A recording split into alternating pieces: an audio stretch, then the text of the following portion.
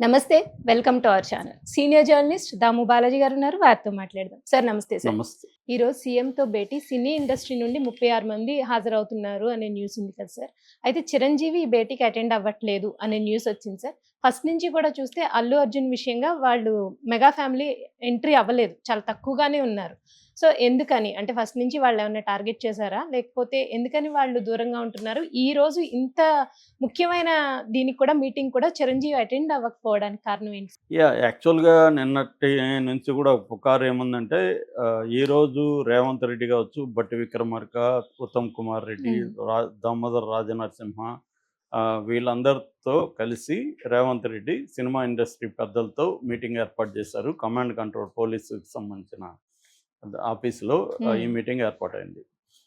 Cinema industry నుంచి ఒక 36 మందితో కమిటీ ఏర్పాటయిందని, ఈ కమిటీ ఏర్పాటు కూడా చిరంజీవి ఆధ్వర్యంలో జరిగిందని, హ్మ్. చిరంజీవి సూచించిన వాళ్ళ తోనే కమిటీ ఫామ్ అయిందనేది మనకొచ్చిన న్యూస్.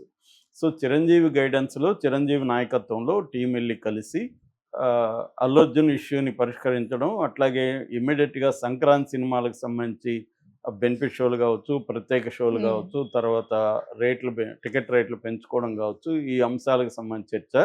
అలాగే కొన్ని పర్మనెంట్‌గా సినిమా ఇండస్ట్రీలో ఉన్న ఇష్యూసు, సినిమా ఇండస్ట్రీకి, ప్రభుత్వానికి మధ్యన కొన్ని రకాల ఇష్యూస్ ఉన్నాయి. ఫర్ ఎగ్జాంపుల్ 'గద్దర్' అవార్డులు అంటే గతంలో నంది అవార్డుల స్థానంలో 'గద్దర్' అవార్డులను ప్రకటిస్తే దానికేం స్పందన రాలేదు. హ్మ్. అట్లాగే డ్రగ్స్ విషయంలో డ్రగ్స్‌కి యాంటీగా ప్రమోట్ చేయమని రేవంత్ రెడ్డి పిలిపిస్తే దాన్నెవరు పెద్దగా హ్మ్. పట్టించుకోలేదు. అట్లాగే ఓవరాల్‌గా రేవంత్ రెడ్డి ప్రభుత్వాన్ని సినిమా ఇండస్ట్రీ నెగ్లెక్ట్ చేస్తుందన్న అభిప్రాయం సర్వత్రా ఉంది. హ్మ్. అవును సో, సార్. ఈ యాంగిల్‌లో ఇటువంటి ఇష్యూలంతా సాల్వ్ చేసి సినిమా ఇండస్ట్రీ బాధ్యతగా వ్యవహరించాలి. అట్లాగే సినిమా ఇండస్ట్రీకి ప్రభుత్వం నుంచి ఏమేమి ఇబ్బందులున్నాయి, ఏమేమి కావాలి, హ్మ్. ఇవన్నీ కూడా కూలంకుషంగా తయారు చేసి ఒక నివేదిక కూడా రెడీ చేశారు. దాన్ని చిరంజీవి గారే ఫైనలైజ్ చేశారనేది కూడా వార్తొచ్చింది. అయితే ఇందాక ఇప్పుడు అందరూ అక్కడికి చేరుకున్నారు. హ్మ్. మీటింగ్ స్టార్ట్ అయింది. కానీ చిరంజీవి మాత్రం రాలేదు. ఓహ్! ఇది ఒక షాకింగ్‌గా హ్మ్. చెప్పుకుంటున్నారు. అవును సార్. ఎందుకంటే కావాలనే చిరంజీవి ఫ్యామిలీ దీంట్లో వెళ్ళలేదా? ఒకవేళ చిరంజీవి రాకపోతే ఇమ్మీడియేట్‌గా నాగబాబు వెళ్ళొచ్చు. హ్మ్. కాబోయే మంత్రి ఆయన నాగబాబు. అవును సార్. జనసేన పార్టీకి సెక్రటరీ. సో, ఆయన వెళ్ళినా గూడా ఒక రకంగా ఉండేది. ఆయన వెళ్ళకుండా కేవలం వరుణ్ తేజ్‌ని మాత్రమే మెగా ఫ్యామిలీ నుంచి పంపించారు. ఇంకెవరు హ్మ్. గూడా వెళ్ళట్లేదని చెప్తున్నారు. సో, దీనికి కారణం ఏందంటే, అల్లు అర్జున్ తరపున వెళితే తాను మాట్లాడాలి. అల్లు అర్జున్ తరపున తాను రేవంత్ రెడ్డికి ఎక్స్‌ప్లనేషన్ ఇచ్చుకోవాలి పెద్ద మనిషిగా. ఎందుకంటే, హ్మ్. అల్లు అర్జున్ కుటుంబానికి, మెగా కుటుంబానికి ఇబ్బందులున్నా గూడా క్రైసిస్ వచ్చినప్పుడు ఒక పెద్ద మనిషిగా ఆయన కొంత అవును సార్. మాట్లాడాలి. అవన్నీ మనం ఎందుకు మాట్లాడాలి? చేసింది అల్లు అర్జున్ తప్పైతే, మనం ఎందుకు అక్కడ రేవంత్ రెడ్డి దగ్గర తలొంచుకోవాలన్న యాంగిల్‌లో ఆయన వెళ్ళలేదా? హ్మ్. లేకపోతే వీళ్ళ సమస్యను వీళ్ళు పరిష్కరించుకొని సినిమా ఇండస్ట్రీకి సమస్యలు సెపరేట్‌గా మనం చూద్దామని అనుకున్నాడా? ఇలాంటి చర్చలు జరుగుతున్నాయి. అవును సార్. అయితే మనకు తెలిసిన అంశం ఏందంటే చిరంజీవి ఆల్రెడీ రేవంత్ రెడ్డితో ఫోన్‌లో సుదీర్ఘంగా మాట్లాడాడని హ్మ్. చెప్తున్నారు. తాను విదేశాల్లో ఉన్నాడు. కాబట్టి రాలేను. అదర్‌వైజ్ నేనొచ్చుండేవాడిని. నా హ్మ్. అభిప్రాయం ఇది. మీరు కొంత చూడండి. మీరు గూడా ఎందుకంటే సినిమా ఇండస్ట్రీకి, హ్మ్. ప్రభుత్వానికి మధ్య ఇబ్బందులు రాకూడదు.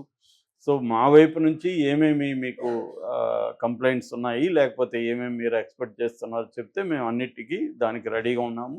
యాక్సెప్ట్ చేస్తాము. హ్మ్. సో, అట్లాగే మాకున్న సమస్యలు గూడా మా వాళ్ళు మీకు చెప్తారు.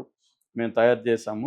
నా సూచనల మేరకే కమిటీని గూడా ఫార్మ్ చేశానని చెప్తున్నారు. హ్మ్. ఇప్పుడు అక్కడికి వెళ్ళినోళ్ళలో ప్రధానంగా ఏందంటే ఇటు అల్లు అల్లు అరవింద్, అల్లు ఫ్యామిలీ నుంచి తర్వాత ఎట్లాగో 'దిల్ రాజు' హ్మ్. ఆయనే గాబట్టి దీనంతా అవును కోఆర్డినేట్ సార్. చేస్తుండేది 'దిల్ రాజు'. 'దిల్ రాజు' ఉన్నారు.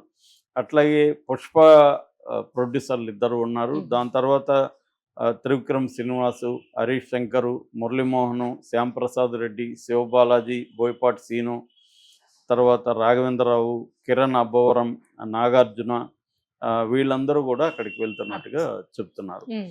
సో, ఆల్రెడీ నాగార్జున గూడా ఈ ప్రభుత్వంతో ఇబ్బందులు ఎదుర్కొన్నాడు. అవును సాక్షాత్తు సార్. వీళ్ళ ప్రభుత్వంలో మంత్రినే నాగార్జున ఫ్యామిలీని చాలా దారుణంగా కామెంట్లు చేశారు.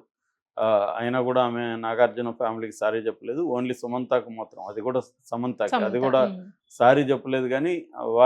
వ్యాఖ్యలను వెనక్కి హ్మ్. తీసుకుంటున్నాను. నేను ఇలాగా అనలేదు. ఏదో ఎక్స్‌ప్లనేషన్ ఇచ్చారు. అవును సార్. సో, ఆమె మీద గూడా ఎటువంటి చర్య రేవంత్ రెడ్డి ప్రభుత్వం తీసుకోలేదు. హ్మ్. పైగా ఎక్కువ ఇంక చాలులే మీరు ఆపండి అన్నట్టుగా ఇండస్ట్రీని వాళ్ళు నిందించారు.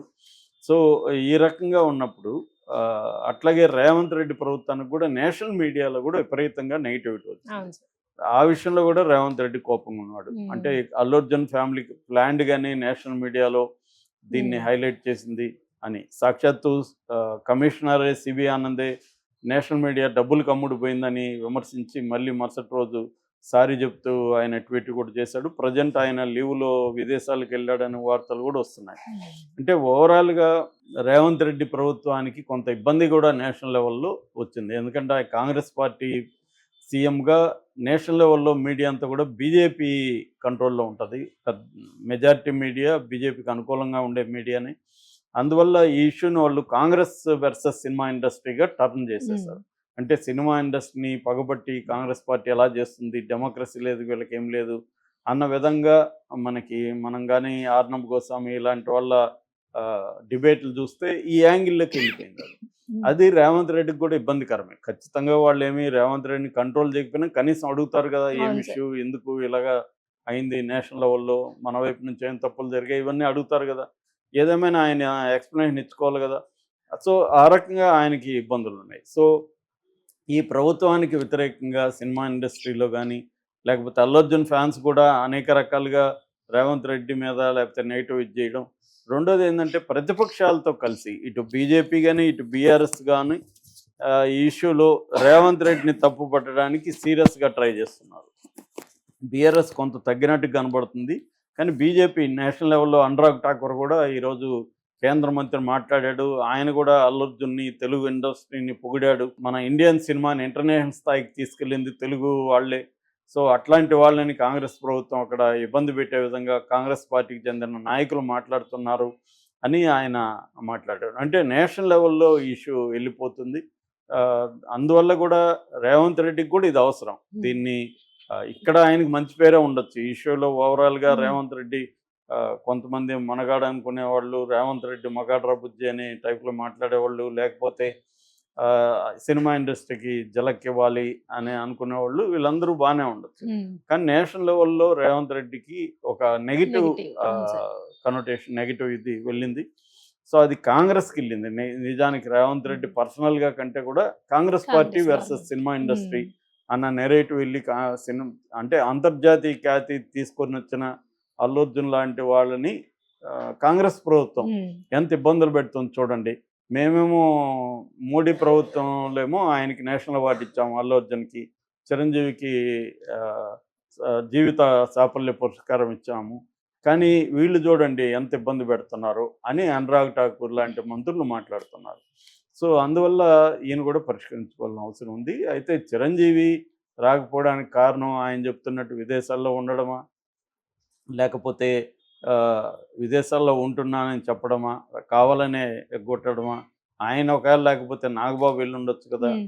అట్లాగే ఇప్పటి వరకు ఈ ఇష్యూ మీద అదే గతంలో ఇవన్నీ తగ్గించినప్పుడు, జగన్ తగ్గించినప్పుడు తీవ్రంగా విరుచుకుపడిన పవన్ కళ్యాణ్ ఈ ఇష్యూ మీద మాత్రం అసలు నోరు తెరవట్లే. సరే అల్లు అర్జున్ది పక్కన పెట్టి, నీకు అల్లు అర్జున్కి బాగాలేదు, గొడవలు ఉన్నాయి, సినిమా ఇండస్ట్రీ మీద కూడా ఇంత దాడులు జరుగుతున్నాయి, తీవ్రంగా మాట్లాడుతున్నారు, డెడ్ లైన్ పెడుతున్నారు, సంక్రాంతి లోపల సినిమా ఇండస్ట్రీ ఆంధ్ర వాళ్ళు వెళ్ళిపోండి అని ఎందుకు పవన్ కళ్యాణ్ మాట్లాడలేదు అన్న చర్చ కూడా వస్తుంది. అంటే పవన్ కళ్యాణ్ జగన్ చేస్తే మాత్రమే మాట్లాడతాడా, వేరే పార్టీ కానీ వేరే వాళ్ళు సినిమా ఇండస్ట్రీ మీద మాట్లాడితే, సినిమా ఇండస్ట్రీ నష్టం జరిగితే మాట్లాడ్డా అన్న విమర్శలు కూడా వస్తున్నాయి. ఈ నేపథ్యంలో చిరంజీవి రాకపోవడం మాత్రం ఒక చర్చకి దారితీసే పరిస్థితి అయితే ఉంది. చిరంజీవి రాకపోయినా కూడా